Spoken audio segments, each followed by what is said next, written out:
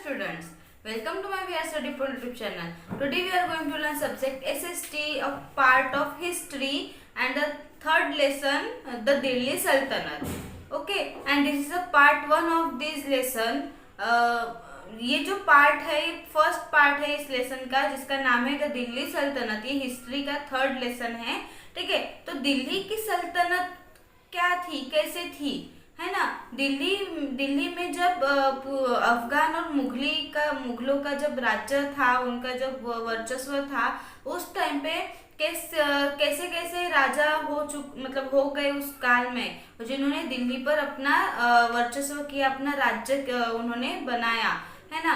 तो हर मतलब इसके अलग अलग राजा हो चुके थे, अलग अलग साम्राज्य बने थे, अलग अलग वंशानुवंश, जैसे पीढ़ी के अनुसार उनके अलग अलग राजा आए, अलग अलग वंश के, है ना।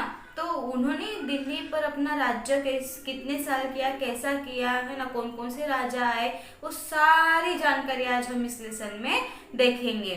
तो let's start.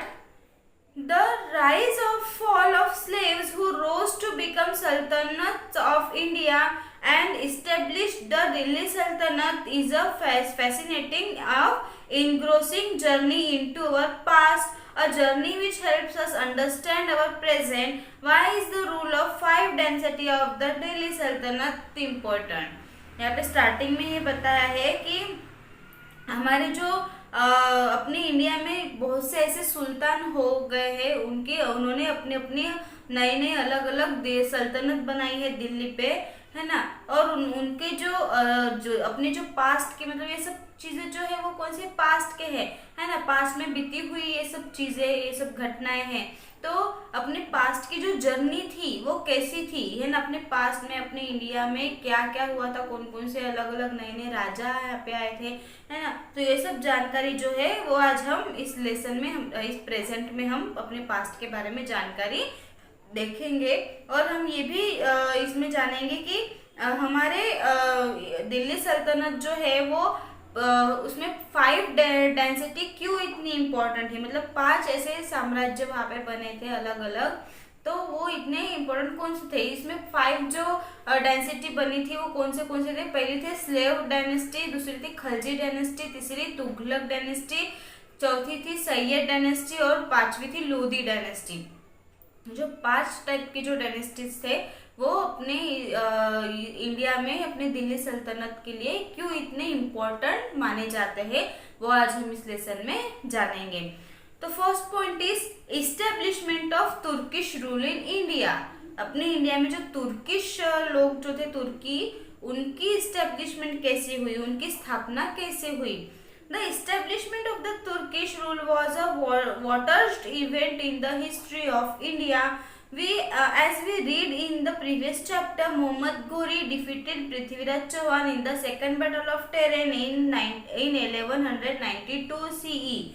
Thereafter, he left for Ghazni and was succeeded by his trusted slave Qutbuddin Aibak, who laid the foundation of the slave dynasty and became the first sultan of Delhi 1206 CE.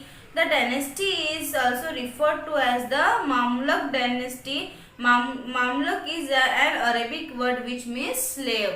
ठीक है, मतलब ये तो आपको पता ही है ना। इसके पहले लेसन में हमने ये देखा था कि पृथ्वीराज चौहान जो राजा थे, जिनके साथ टेरेन का सेकंड बैटल हुआ था, किसका, मोहम्मद घुरी का, है ना। मोहम्मद घुरी का और पृथ्वीराज चौहान का जो युद्ध हुआ था, उस युद्ध कौन से साल में हुआ था, 1192 में हुआ था, है ना। उसके बाद गजनी जो था वो मतलब सक्सेस हुआ उसमें, और उसने फिर अपना साम्राज्य स्थापित किया, और उसने वो जो अपना साम्राज्य था, अपनी जो स्लेव थी वो किसको दे दी, कुतुबुद्दीन ऐबक को दे दी, है ना। कुतुबुद्दीन ऐबक ने फिर स्लेव डायनेस्टी का उन्होंने फाउंडेशन किया, उन्होंने स्थापना की, और दिल्ली सुल्तान मतलब वो पहला ऐसा सुल्तान बन गया दिल्ली का, कौन से ईयर में, 1206 में। और ये जो डायनेस्टी है उसको ममलुक डायनेस्टी के नाम से भी जाना जाता है। ममलुक का मीनिंग है स्लेव, ठीक है। तो अब हम जानते हैं स्लेव डायनेस्टी के बारे में। जैसे कि अभी बताया कि स्लेव डायनेस्टी का फर्स्ट कौन सा राजा था, कुतुबुद्दीन ऐबक, है ना। उसके बारे में हम जानकारी लेंगे। उसका जो काल था वो था 1206 टू 1210 सीई तक का था। ठीक है, अब हम उसके बारे में थोड़ा सा डिटेल में जानकारी देखेंगे। Qutubuddin Aibak established himself as the ruler of the Sultanate in Afghanistan and the northern part of the Indian subcontinent। तो ये जो कुतुबुद्दीन ऐबक ने अपना जो स्लेव डायनेस्टी जो उसने इस्टेब्लिश की थी खुद से, तो वो जहाँ का जिस सल्तनत का वो रूलर बन गया था वो अफगानिस्तान का वो रूलर था, है ना। और उसके जो इंडिया का जो सब कॉन्टिनेंट्स थे उसका जो नॉर्थन पार्ट था वो भी उसके पूरे अंडर में आ चुका था। The kingdom established by him came to be known as the Delhi Sultanat. और जब वो उसने जो अपना राज्य इस्टेब्लिश किया तब उसको मतलब पूरी जो दिल्ली सल्तनत के नाम से जाना गया। उसका जो पूरा एरिया था वो दिल्ली के नाम से जाना गया। Although he initially ruled from Lahore, he later shifted his capital to Delhi। फिर उसकी जो पहली जो राज्य की जो कैपिटल थी वो कौन सी थी, लाहौर थी। फिर उसने अपनी जो कैपिटल है वो किसको बना दिया, दिल्ली को बना दिया। ऐबक was known as लखबख्श और the giver of lakhs for his generosity। जो कुतुबुद्दीन ऐबक जो था वो उसको लखबख्श के नाम से भी जाना जाता था या फिर उसको गिवर ऑफ लैक्स के नाम से भी जाना जाता था। मतलब बहुत ही ज्यादा लखपति, जिसको लखबख्श मतलब बहुत ज्यादा लखपति, बहुत ज्यादा अमीर, ये इसका मीनिंग होता है। He constructed the Quwwat ul Islam mosque in Delhi and the अढ़ाई दिन का झोनपरा in अजमेर। मतलब उसने कुछ ऐसे दो एक मतलब चीजें जो बनाई जिसने उसने अपने दिल्ली में, एक था एक मॉस्क उसने बनाया, एक मस्जिद बनाया जिसका नाम था कुव्वत उल इस्लाम मस्जिद थी, और दूसरा जो था वो 2.5 दिन का झोपड़ा, मतलब 2.5 दिन का झोपड़ा ऐसे नाम से उसने एक छोटे से एक ऐसी इमारत उन्होंने बनाई थी अजमेर में। ठीक है, जो दरगाह जो या जो मस्जिद जो बनाई थी वो दिल्ली में बनाई थी और अजमेर में उन्होंने वो 2.5 दिन का झोपड़ा जो था वो अजमेर में बनाया था। He initiated the construction of the Qutub Minar but was unable to complete it। उन्होंने कुतुब मीनार का कंस्ट्रक्शन भी चालू कर दिया था और लेकिन वो कंप्लीट मतलब वो पूरा कंप्लीट नहीं हो पाया था। He died in an accident in 1210 CE while playing चौघन, a kind of polo played while riding horses। वो कुतुब मीनार का जो कंस्ट्रक्शन था उसके पहले ही उनकी वो मतलब कंप्लीट होने के पहले उनकी डेथ हो गई 1210 में। और कैसे वो गेम खेल रहे थे जिसका नाम था चौगन। ठीक है, जो मतलब पोलो टाइप का गेम होता है, जैसे पोलो का गेम होता है उस टाइप से, मतलब राइडिंग हॉर्सेस पे बैठ के हॉर्सेस पे राइड करके वो चौगन का गेम खेल रहे थे और तभी उसमें कुछ एक्सीडेंट हो गया और उनकी उस वहां पे डेथ हो गई। इसके बाद आए इल्तुमिश। ठीक है, इल्तुमिश जो थे उनका जो काल था वो 1210 टू 1236 का था। Historians consider Iltutmish Kutubuddin Aybak's son-in-law as the real consolidator of Turkish conquest in North India। तो ये जो हिस्टोरियंस जो थे, इतिहासकारों ने ये बताया है कि जो इल्तुमिश है वो कौन थे, कुतुबुद्दीन ऐबक के सन इन लॉ थे। ठीक है, मतलब उनके जवाई थे, सन इन लॉ थे और वो तुर्किश का सबसे मतलब रियल ऐसा एक राजा बने थे जिन्होंने अपने राज्य में नॉर्थ इंडिया का पूरा पार्ट उन्होंने उसमें अपने काबिज में कर लिया था।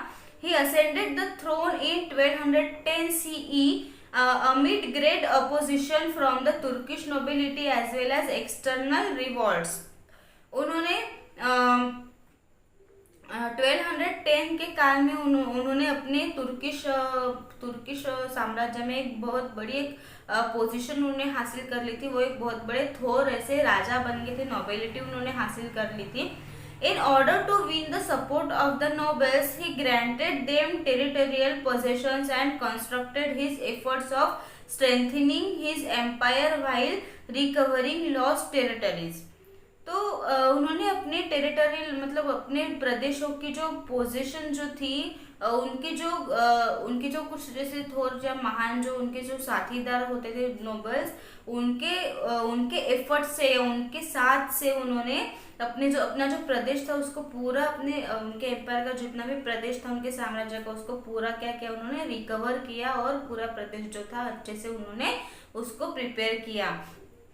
In this process, he acquired Ranthambore, Bayana, Mandor and Jalore while crushing the revolts in Bengal and Bihar and making them a part of his empire.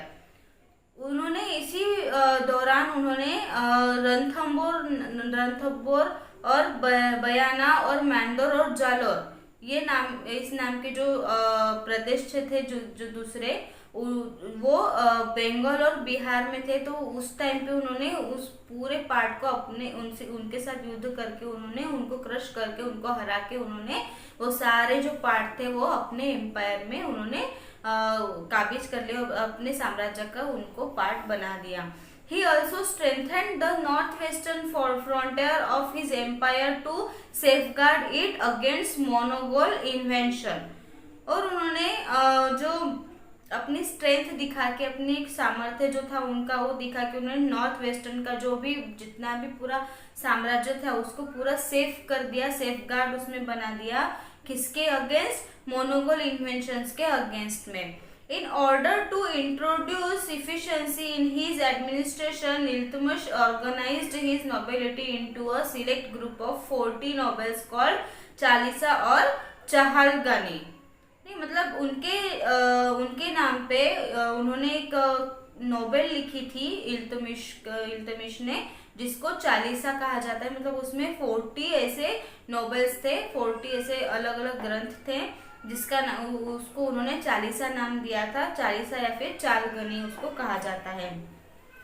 इसके बाद जो नेक्स्ट जो आई थी जिनका नाम था रजिया, द रजिया इंटरल्यूड। रजिया सुल्तान जो थी वो इल्तुतमिश के बाद आए थे। रजिया सुल्तान जो एक औरत थी जिन्होंने इल्तुतमिश के बाद दिल्ली सल्तनत की रानी वो बनी थी, ठीक है। According to Minhaj Siraj chronicler of the period, Razia Sultan was a great monarch, wise and defender of justice। और ये जो मतलब मिनाज उस सिराज नाम के जो उनके साथी थे उनके अनुसार रजिया सुल्तान जो थे वो एक बहुत ही महान ऐसी लेडी और बहुत ही महान ऐसी योद्धा थी जो बहुत ही चालाक, बहुत ही होशियार और जस्टिस के लिए मतलब न्याय जो थी वो बिल्कुल न्याय प्रिय थी, सबको समान वो न्याय देती थी। और जो भी मतलब उनके हित में जो भी सब्जेक्ट्स है, जो भी चीज़ें उनके हित में होती थी उसको वो हमेशा प्रोटेक्ट करती थी। और वो किसी भी लोगों के साथ मतलब किसी भी जेंडर के अनुसार वो किसी से भी कुछ भी बुरा नहीं करती थी। So in the estimation of men, all her virtues were worthless, defying the gender bias and orthodox cultural practices of her age. She put on a male attire and appeared unveiled in public।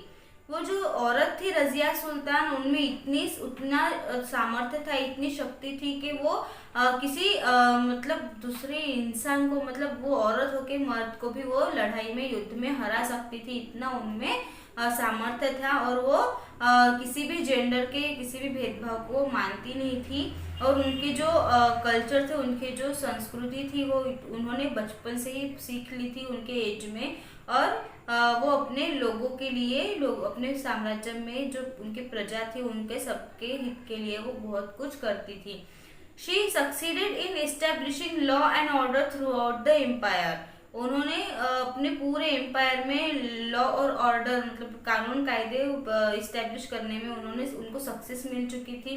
Her rule mark the beginning of a power struggle between the sultan and the Chahalgani. तो उनका जो rule था वो उनके सामर्थ्य की जो struggle, उनका जो संघर्ष शुरू हुआ किसमें? सुल्तान और चहलगानी में। The nobles were opposed to the rule by a female monarch and at the same time disapproved of the high position she granted her Ethiopian slave Yakut। तो उसके उनके काल में जो बाकी के जो उनके अपोज में जो भी राजा थे या जो भी रूलर थे, वो किसी फीमेल मतलब वो एक औरत थी ना, तो इसीलिए वो उनके अपोज में गए थे कि हम किसी औरत को मतलब किसी साम्राज्य की रानी है, उनका अधिकार उनको नहीं दे सकते क्योंकि वो एक औरत है ना। उनका मानना होता था कि राजा जो है वो एक आदमी ही बनना चाहिए, है ना। किसी भी साम्राज्य का जो रूलर है वो एक जेंट्स ही होने चाहिए, फीमेल को हम नहीं मानते। ऐसे उन्होंने एक मतलब रूल उन्होंने बना दिया था। लेकिन इस रूल को तोड़ने के लिए रजिया सुल्तान ने उसकी जो उनकी जो पोजीशन थी, जो उनकी उन्होंने एक अपनी साम्राज्य बना के वहाँ पे खुद रानी बन के उन्होंने उस रूल को तोड़ दिया था। This led to a revolt against her. She was murdered as part of conspiracy by the nobles while she was on her way to reclaim her empire. उनकी हत्या मतलब हत्या कर दी थी। वो जो रजिया सुल्तान जो थी वो इतनी सामर्थ्यवान थी, इतना मतलब इतने शौर्य बल था उनमें, तो उनसे जो भी जलने वाले जो भी दूसरे जो राजा थे उनको ये सब दिख नहीं रहा था। उनकी आंखों को वो खल रहा था कि एक औरत होके इतना कुछ मतलब कर रही है, अपने साम्राज्य को बढ़ा रही है, सब इतनी सक्सेस हो रही है। तो इसीलिए उन्होंने चालाकी से उसका मर्डर करवा दिया, रजिया सुल्तान को मार डाला और उनके पूरे एम्पायर को उन्होंने हथिया लिया था। अब रजिया सुल्तान के बाद जो दूसरे जो रूलर आए जिनका नाम था नसीरुद्दीन मोहम्मद एंड गियासुद्दीन बलबन, ऐसे दो आए थे जो रूलर थे। जो नसीरुद्दीन मोहम्मद था उनका जो काल था वो 1246 टू 1266 तक का था, और उनके बाद जो दूसरे आए थे गियासुद्दीन बलबन जिनका था 1266 टू 1287 तक। मतलब नसीरुद्दीन मोहम्मद के बाद कौन है? गियासुद्दीन बलबन। तो इनके बारे में भी हम जानकारी लेंगे। After Razia her brother Nasiruddin Mohammad came to the throne, मतलब ये जो नसीरुद्दीन मोहम्मद जो थे वो रजिया सुल्तान के कौन थे? भाई थे, है ना। उनके मर्डर के बाद, उनके हत्या के बाद कौन आए उस गद्दी पे? उस किंग रूलर कौन बना था? नसीरुद्दीन मोहम्मद, जो उनके भाई थे। He died in 1266 and was succeeded by Ghiyasuddin Balban, his prime minister and a former member of the Chalisa group. फिर उनकी भी डेथ हुई थी 1266 में, और उनके बाद जो एक दूसरे जो आए थे राजा वहाँ के बने जिनका नाम था घियासुद्दीन बलबन, वो वहाँ के पहले मिनिस्टर थे। जब नसीरुद्दीन मोहम्मद के काल में वो मिनिस्टर थे, बाद में नसीरुद्दीन मोहम्मद मरने के बाद उनको वहाँ पे राजा बना दिया गया। When Balban ascended the throne, he faced opposition from the Turkish chief who wanted one of their own candidates to occupy the throne. In order to offset opposition, he sought to centralize all power and authority in his own hands. तो फिर ये जो बलबन जो थे घियासुद्दीन बलबन, ये जब राजा बने तब उन्होंने उनके जो तुर्किश के चीफ के जो अपोजिशन वाले जो भी लोग थे, जो अपोजिशन के जो राज्य थे, उन्होंने उनके साथ मतलब उनको भी हटाने का बहुत कोशिश किया। उनके जो कैंडिडेट्स थे, उनके जो मतलब दूसरे जो सैनिक थे उनको अपने अंडर में लेने की कोशिश की और उनको मरवाने की भी उन्होंने बहुत ज़्यादा कोशिश की थी। लेकिन उनकी जो पावर थी बलबन की वो बहुत ही ज़्यादा स्ट्रांग थी और उन्होंने अपनी जो साम्राज्य की पूरी पावर थी वो अपने पूरी जो अथॉरिटी थी वो उन्होंने अपने हाथ में ले रखी थी और उन्होंने अपने साम्राज्य को अच्छे से चलाया था। He tackled internal and external opposition with firmness. This is called the policy of blood and iron. तो उन्होंने इंटरनल मतलब अपने साम्राज्य के अंदर और अपने साम्राज्य के बाहर के भी जितने भी उनके अपोजिशन वाले थे उन सबसे उन्होंने उनका कड़ा मुकाबला किया था और उनके साथ उन्होंने एक पॉलिसी बनाई थी जिसको ब्लड एंड आयरन नाम दिया गया था।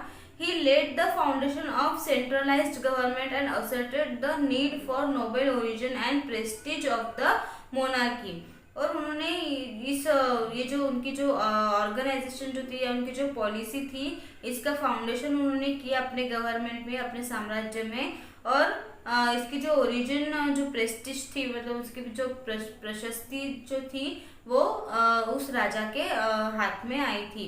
He established an efficient spy system to keep himself informed and to ensure the loyalty of the people towards the throne.